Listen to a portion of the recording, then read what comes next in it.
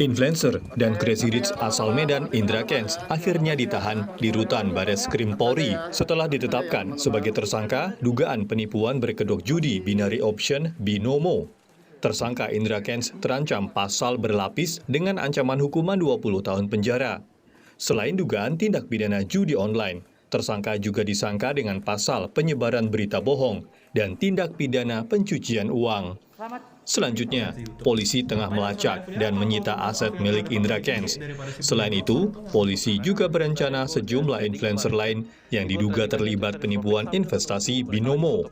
Telah dilakukan penyitaan, pertama rekening orang para korban, kemudian yang kedua flash disk berisi konten YouTube milik tersangka, kemudian bukti transaksi deposit dan withdraw, kemudian yang keempat akun Gmail milik tersangka,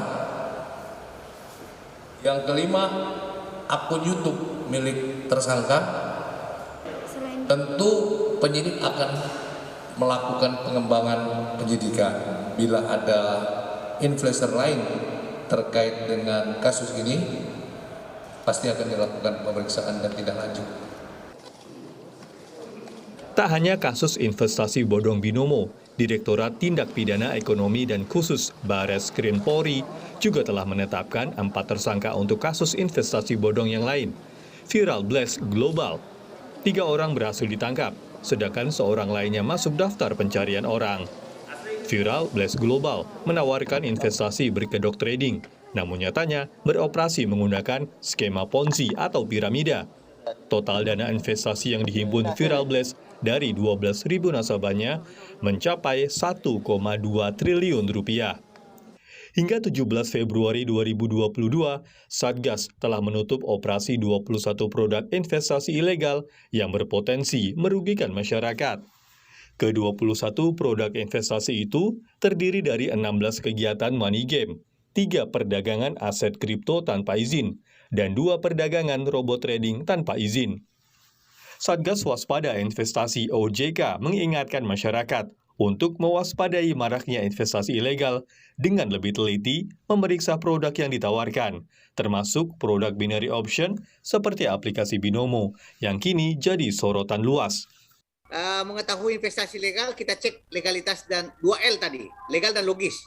Tanyakan izinnya, izin badan hukumnya, izin produknya, izin kegiatannya. Kalau nggak ada, jangan diikuti. Banyak sekali investasi-investasi saat ini menawarkan kegiatan tanpa izin. Ada investasi pohon kurma, pertanian, peternakan, ada alkes, dan juga logis tadi, rasionalitas imbal hasilnya. Jadi kegiatan-kegiatan itu tentu harus ada. Contohnya kalau perdagangan ya ada yang diperdagangkan, ada komoditinya. Jangan sampai kita rekrut orang dengan sistem multi level marketing, tapi nggak ada yang barang dijual, hanya mengandalkan pada rekrutmen orang. Jadi dalam binary option ini tidak merupakan perdagangan sebenarnya, karena tidak ada barang yang diperdagangkan dan bukan merupakan investasi, karena memang binary option ini adalah tebak-tebakan suatu harga mengenai aset tertentu naik atau turun pada periode tertentu. Jadi ini cenderung pada perjudian. Badan Pengawas Perdagangan Berjangka Komoditi atau Bapeti juga bertindak dengan meminta Kementerian Komunikasi dan Informatika untuk menutup aplikasi investasi ilegal. Bapeti juga meminta sejumlah tokoh masyarakat dari kalangan artis maupun influencer untuk berhenti mempromosikan produk investasi legal. Terkait dengan aplikasi yang masih muncul di Google Play, kami sudah koordinasi dengan Kominfo untuk diblokir. Suratnya minggu lalu sudah kami sampaikan. Kemudian yang ketiga terkait dengan artis-artis yang terlibat dalam mempromosikan, itu kami himbau dulu untuk saat ini segera menghentikan kegiatannya karena itu kegiatan ilegal. Kemudian selanjutnya tentu akan berproses Pak, karena Bapepti juga memiliki kewenangan untuk melakukan penindakan khususnya dalam ranah Undang-Undang Perdagangan Berjangka, tentunya akan berproses mungkin kepada media. Selain lemahnya sistem pengawasan, maraknya investasi ilegal dengan beragam modus juga disumbang oleh rendahnya literasi masyarakat. Masyarakat yang belum melek investasi cenderung mudah tergiur keuntungan dalam